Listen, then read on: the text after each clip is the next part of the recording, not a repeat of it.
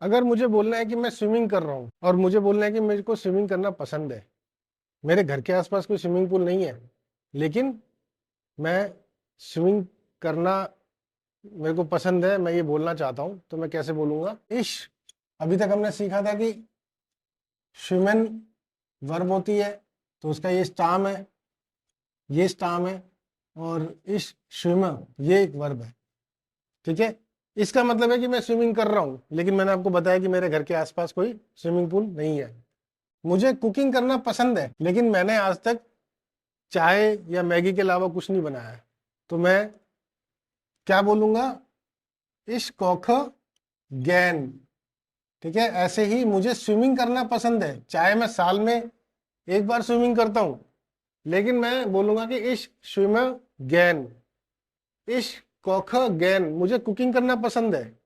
ऐसे ही आप भी बोल सकते हैं आपको क्या क्या चीजें पसंद है।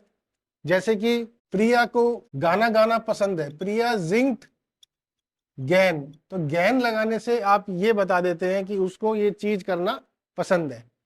इसका कोई कंजुगेशन नहीं होता, ये गैन एज इट इज लगता है और ये वर्ब के बाद लगता है। तो एक नॉर्मल सेंटेंस जो अभी हमने बनाना थोड़ा बहुत सीखा है, वो कैसे बन रहा है? सब्जेक्ट आ रही है यहाँ पर, वर्ब आ रही है, और रेस्ट ऑफ द सेंटेंसेस जो भी है यहाँ पर वो इस तरीके से आ रहा है, फिर फुल स्टॉप आ रहा है। अगर आप ये ना लगाए तो भी आपका एक वर्ब सफिशिएंट है, जैसे कि इश स्विमर इश कोखा, मैं कुकिंग कर रहा हूँ। लेकिन अगर मेरे को ये बताना है कि मेरे को कुकिंग करना पसंद है, तो इश कोखा गैन। प्रिया को गाना गाना पसंद है, प्रिया जिंग्ड गैन। उमंग और मंजू को डांस करना पसंद है। कैसे लिखेंगे? उमंग und मंजू अभी डांस नहीं कर रहे हैं, उनको डांस करना पसंद है। कैसे बोलेंगे? उमंग उन मंजू तो हमारा सब्जेक्ट हो गया। डांसिन का जो है हम फिलहाल स्टाम लगा देते हैं, बाकी आप बताएंगे। डांस के बाद क्या आएगा? गैन। उनको ये चीज करना पसंद है। ठीक है, तो जी के साथ क्या आता है?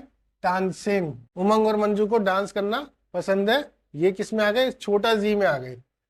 छोटा जी यानी कि दे में आ गए ये लोग। ठीक है, अभी नवनीत और कोमल को गाना गाना पसंद है। कैसे बोलेंगे? नवनीत तो लिखेंगे ही लिखेंगे, ऊंट लगा देंगे बीच में, कोमल लिखेंगे यहाँ पे, को गाना गाना पसंद है, जिंगन। ठीक है, गैन। तो ये गैन बहुत जरूरी है, बहुत काम की चीज है। कई बार आपसे पूछा जाएगा इंट्रोडक्शन के टाइम पे, आपका एग्जाम होगा इवन का, तो आपसे पूछेंगे कि आपकी हॉबीज क्या है। तो या तो आप हॉबीज बोल सकते हैं, या फिर आप इस तरीके से बोल सकते हैं कि मुझे कुकिंग करना पसंद है, इश कोखा गैन, इश मेरे को गाना गाना पसंद है। ये गैन बड़ी काम की चीज है, ये इसलिए मैंने आपको अलग से एक वीडियो बनाई है गैन के ऊपर।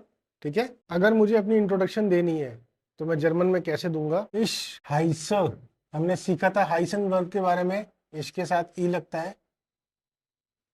फांकाय फैरमा। ठीक है, एक वर्ब और हमने सीखी थी वोहनन, मैं रहता हूं, टू स्टे। इसके साथ हमेशा ई लगता है। इश वोहना इन, मैं नोएडा में रहता हूं। इश वोना इन नोएडा। इश बिन, मैं हूं एक टीचर। हमने एक वर्ब सीखी थी जाइन, जिसकी सबसे पहली जो वर्ब हमने सीखी थी जाइन। इश बिन डू बिस्ट एर जी। अगर मैं हूं तो कैसे बोलेंगे? इश बिन लहरर। ठीक है, मैं कहाँ से बिलोंग करता हूँ या फिर मैं कहाँ से आता हूँ? इश कौमे आउस दिल्ली, मैं दिल्ली से बिलोंग करता हूँ। इस तरीके से आप अगर अपनी इंट्रोडक्शन देना चाहे तो आप बोल सकते हैं इश कौमे आउस दिल्ली। अगर आप बाहर जाकर इंट्रोडक्शन देते हैं, जर्मनी में या किसी और देश में, तो आप बोलेंगे आउस इंडियन, मैं दिल्ली से हूँ और इंडिया से हूँ। ठीक है, इंडियन यानी कि इंडिया। और मुझे कौन कौन सी लैंग्वेजेस आती है, मैं कौन सी लैंग्वेजेस बोल सकता हूँ? इसको आप कैसे बोलेंगे? मैं ऐसे बोलूंगा इश स्प्रेशर। हमने एक सीखा था वर्ब स्प्रेशन, टू स्पीक। इश स्प्रेशर इंग्लिश, हिंदी und डॉइच। ठीक है, आप भी बोल सकते हैं डॉइच। इससे पहले आप यहाँ पर लिख सकते हैं इश स्प्रेशर आइन बिशन डॉइच। आइन बिशन मतलब थोड़ा बहुत, मैं थोड़ी बहुत जर्मन बोल लेता हूँ। ठीक है, तो ये एक इंट्रोडक्शन हमने अभी तक सीखा है। मैं इसको इंट्रोडक्शन को आपको शुरू में बताता, आपको कुछ समझ में नहीं आता, लेकिन मैंने आपको पूरा लॉजिक के हिसाब से बताया है। वर्ब बताइए, वर्ब के साथ क्या कंजुगेट होता है। इश के साथ हमेशा ई आता है, और जाइन ये जो वर्ब है ये अलग अलग ही वर्ब है, इसको मैंने सबसे पहले बता दिया था। ठीक है, इश के साथ बिन लगता है, इश कॉमा सभी में देखिए ई लग रहा है। इश स्प्रेशर ये वर्ब आपको याद होनी चाहिए, बाकी आप शहर के नाम, अपना नाम, लैंग्वेजेस के नाम बोल सकते हैं। ठीक है, ये इंट्रोडक्शन है, ऐसे ही आप अपनी इंट्रोडक्शन बोल सकते हैं, बता सकते हैं। ठीक है, इसी बेस पे आप अपना नाम चेंज करके, अपना शहर का नाम, अपना पेशा, या आप अपना कहाँ से आप बिलोंग करते हैं उसको आप चेंज करके अपनी इंट्रोडक्शन दे सकते हैं। आप में से कई लोग ऐसे होंगे जो इंडिया के अंदर काफ़ी सारी लैंग्वेजेस बोल सकते हैं, जैसे कोई मराठी बोल सकता है, कोई डोगरी भाषा बोल सकते हैं, कोई पंजाबी बोल सकते हैं, कोई गुजराती बोल सकते हैं। मुझे ये सब नहीं आती, मुझे सिर्फ हिंदी आती है। ठीक है, और थोड़ी बहुत इंग्लिश आती है। ठीक है, और मुझे जर्मन भी आती है ठीक ठाक। इस तरीके से आप अपनी इंट्रोडक्शन दे सकते हैं। धन्यवाद। अगर हमें सामने वाले से पूछना है कि तुम कैसे हो, सामने वाले की अगर हमें खैर खबर लेनी है, अगर हम किसी से पहली बार मिलते हैं या बार बार रोज अगर मिलते हैं, तो हम उससे कैसे ग्रीटिंग्स करेंगे। इंग्लिश में हम बोलते हैं हाउ आर यू। ठीक है, जैसे मैंने आपको बताया कि यू के अंदर तू भी आ जाता है, आप भी आ जाते हैं।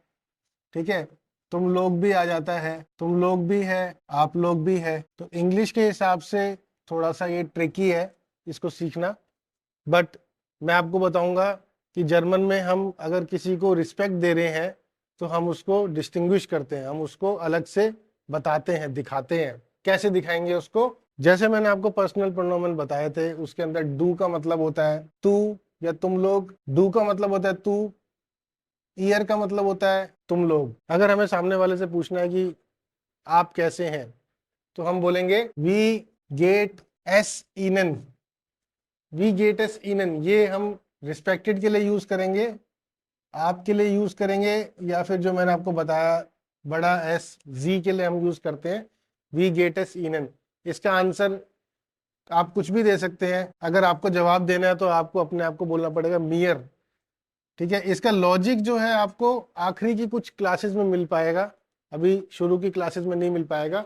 क्योंकि इश क्यों नहीं बोलते यहाँ पे, मिश क्यों नहीं बोलते, ये पर्सनल प्रोनोमेन है, पॉजेसिव प्रोनोमेन है। मियर क्यों बोलते हैं, इसका लॉजिक आपको बाद में पता चलेगा, लेकिन फिलहाल आपको ये रटना है, ये याद करना है कि मियर गेटेस। अगर आप अच्छे हैं तो आप बोलेंगे गुड मियर गेटेस। अगर आपको लग रहा है कि आप का दिन बुरा जा रहा है तो आप बोलेंगे मियर गेटेस श्लेष्ट, मियर गेटेस श्लेष्ट। अच्छे नहीं है तो आप बोलेंगे मियर गेटेस निस्ट गुट। मैं अच्छा नहीं हूं तो आप बोलेंगे मियर गेटेस निस्ट गुट। अगर आपको डू से पूछना है तो आप कैसे पूछेंगे, वी गेट्स। या तो आप वी गेट्स बोल सकते हैं, या फिर वी गेट एस डियर, ऐसे आप पूछ सकते हैं डू से। ठीक है, तो इस तरीके से आप सामने वाले से पूछ सकते हैं और जवाब दे सकते हैं कि तुम कैसे हो, आप कैसे हैं, मैं अच्छा हूं, मैं बुरा हूं, मैं बेकार हूं, जैसे भी आप बता सकते हैं।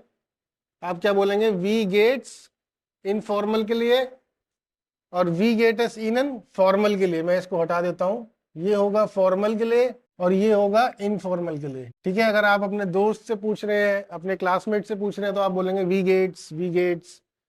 आप अपने टीचर से पूछ रहे हैं, या फिर आप अपने से जहाँ पे इंटरव्यू देने जा रहे हैं वहाँ पे पूछ रहे हैं, तो आप बोलेंगे वी गेटेस इनन, आप कैसे हैं। आप उसके जवाब में बोल सकते हैं मियर गेटेस गुट, मियर गेटेस निश गुट, मियर गेटेस स्लेस्ट, मियर गेटेस जू लाला। जू लाला यानी कि ठीक ठाक, ठीक ठाक हूँ, बस ज़्यादा अच्छा नहीं हूँ, ज़्यादा बुरा नहीं हूँ। इस तरीके से आप बोल सकते हैं।